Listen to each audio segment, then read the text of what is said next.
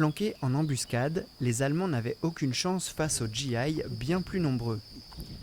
L'histoire est respectée dans ses reconstitutions de scènes de combat à Dambach-Neuenhofen, où l'association Weitbruch Libéré est venue installer son campement les 12 et 13 mai. Habituellement, ils se produisent dans le sud de l'Alsace et en Belgique. Alors Dambach, c'est un peu spécifique, effectivement, ça tient à cœur l'histoire un peu de notre historien qui a des connaissances ici, qui a de la famille ici, qui refait un peu l'histoire aussi, des recherches dans le coin. Et donc ça lui tenait à cœur d'essayer de faire un projet concernant vraiment Dambach-Neuenhofen. Le projet est soutenu par l'interassociation et la commune.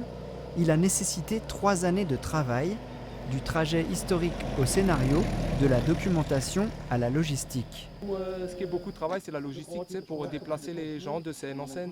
Là, il faut assez de véhicules, il faut que les gens soient là, ils soient tous là. Et après, il faut aussi un peu coordonner les combats pour que pas tout le monde meure les 2 premières minutes, tu vois, pour que le combat, pas qu'au bout de 2 minutes, ça soit fini. Quoi.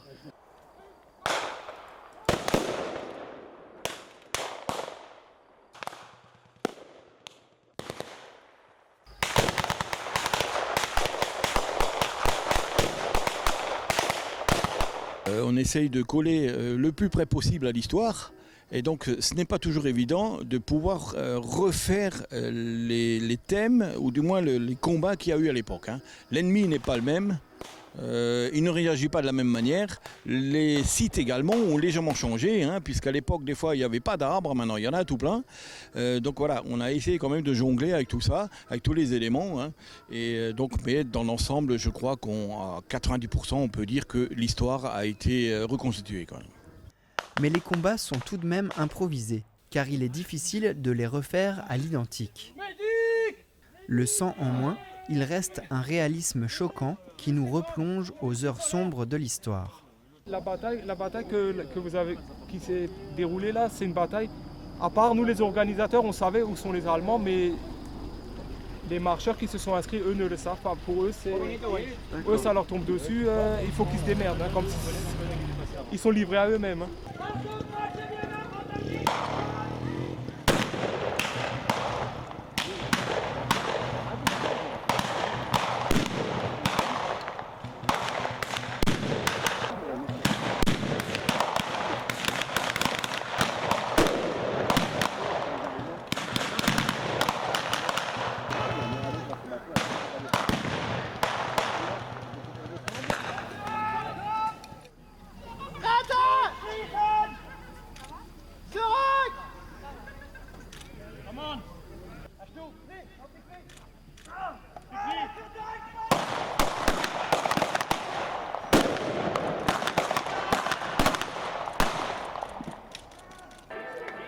En soirée, décompression comme à l'époque avec le spectacle proposé.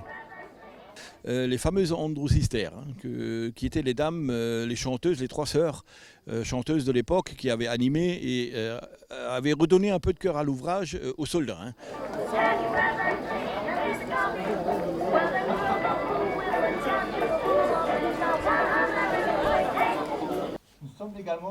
Le lendemain, à nouveau l'émotion est présente pour la commémoration de la victoire du 8 mai 1945.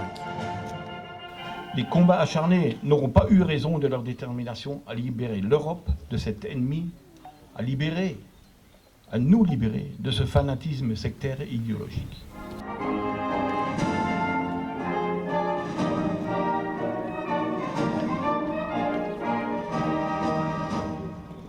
La présence en costume des membres de l'association Weitbruch Libéré ajoute une symbolique forte à la cérémonie.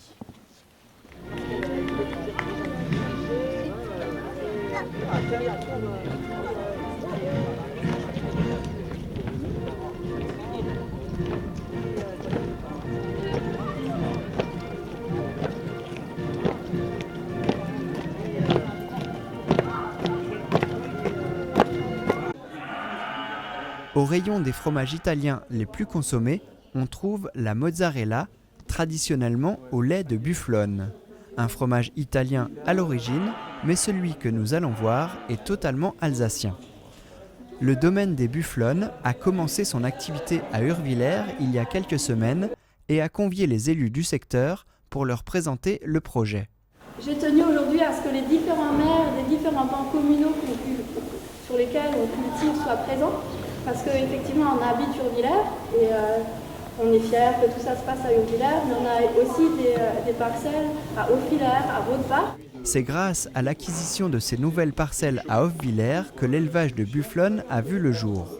Sophie et Michael Chrisman se sont renseignés, des rencontres instructives et fructueuses avec des exploitations similaires qui leur ont permis d'accueillir un premier cheptel. Là, on a les vaches qui sont à la traite.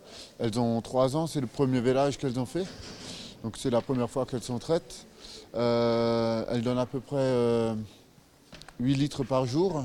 L'avantage du lait, c'est qu'il a des très bons rendements fromagers, vu qu'il a à peu près le double de protéines et de matières grasses que par rapport à du lait de vache. Il y a également plus de vitamines dedans. L'objectif est d'avoir 45 bufflonnes pour assurer la production de brie, tomes, faisselles ou encore yaourts et glaces. Donc soit on part de lait cru ou de lait pasteurisé. Donc le lait pasteurisé, on le chauffe à 65 degrés pendant une vingtaine de minutes. On rajoute un ferment.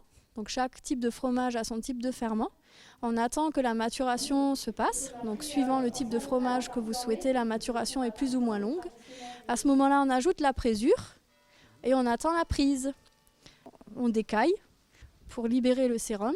Et ensuite, soit on moule, soit on fouille. La fameuse mozzarella n'est pas moulée, la fabrication est différente. Oui, la mozzarella, c'est particulier, on va filer.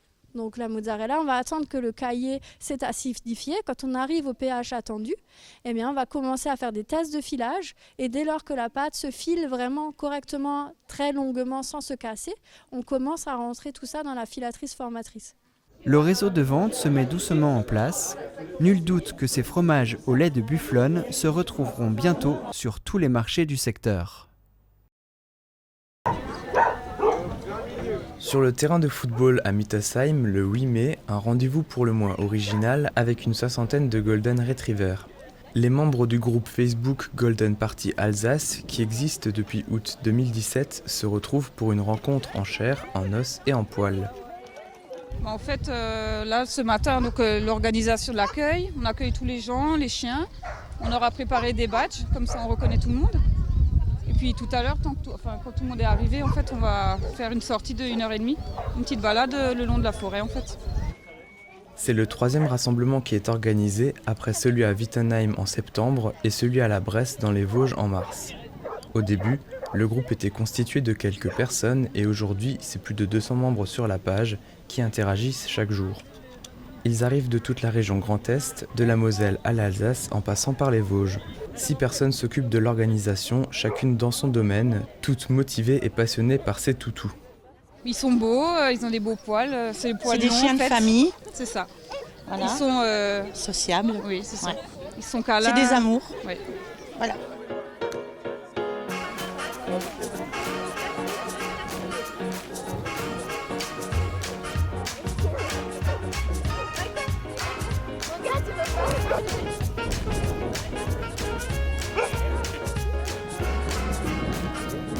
Le prochain rendez-vous aura lieu dans les Vosges le 26 août, une semaine après le premier anniversaire du groupe. Je peux pas, j'ai pétanque. Tous les mercredis après-midi, les jeunes licenciés du Pétanque Club de Reichshofen se retrouvent pour s'entraîner. Le club tenait à mettre en place une section jeune. C'est pour apprendre vraiment comment on lance les boules, hein, des portées, tout ça, voilà, qu'il faut qu'ils sachent comment faire. Actuellement, le club compte 4 licenciés et parmi eux, Romain arrivé récemment. D'abord, on s'échauffe pour pas se faire d'entorse ou de déchirure musculaire. Certains ne sont plus à leur premier coup d'essai, comme Emilien qui vient toutes les semaines depuis plusieurs années. C'est quoi le pointage? C'est quand on doit pointer une boule sur...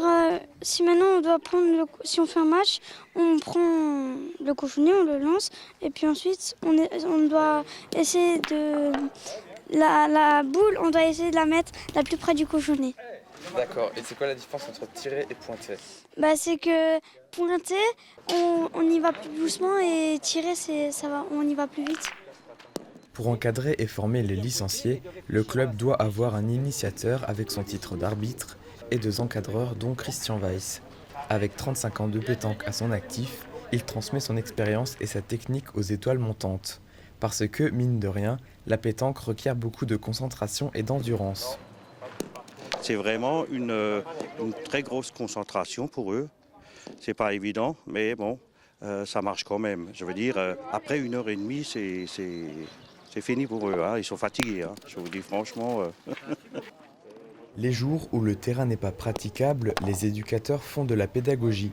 Ils apprennent aux jeunes la discipline ou les règles.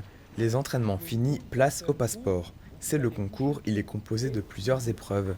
Il faut soit tirer, soit pointer, et essayer de tirer le plus précisément possible ou encore éliminer le plus de boules.